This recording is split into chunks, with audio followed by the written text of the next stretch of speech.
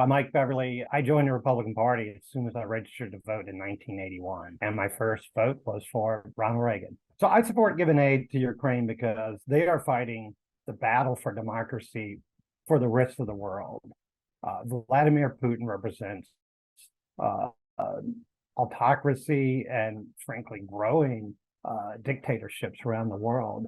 And if Russia wins that war, all it's going to do is encourage other nations like China, North Korea, Iran to do some of the same things that Russia is doing.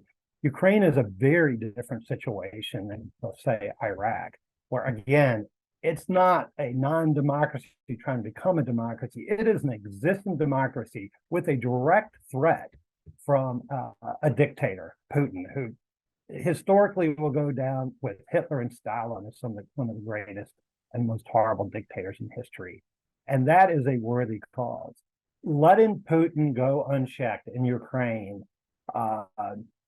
means he wins in Ukraine. He takes over either all or part of that. A young democracy is snuffed out, and then Poland, Lithuania, Estonia, all the other countries, and especially in that region, are at risk. And then, because of our commitments, rightfully so, to NATO, as soon as one of those countries is attacked, then it is not just our treasure, it is our blood that is at risk. And let me expand on that comment even further. It's not just Putin, it's other dictators around the world. China is hungrily looking at Taiwan and has been very aggressive these last few years. And if we let Putin go unchecked, Taiwan is done. Or we're going to spend a lot more money and real blood fighting the Chinese and the Russians. And by the way, the North Koreans and the Iranians and every other aggressive dictator around the world. It would be an absolute travesty. Everyone's concerned that somehow if we send more weapons, we're starting World War III.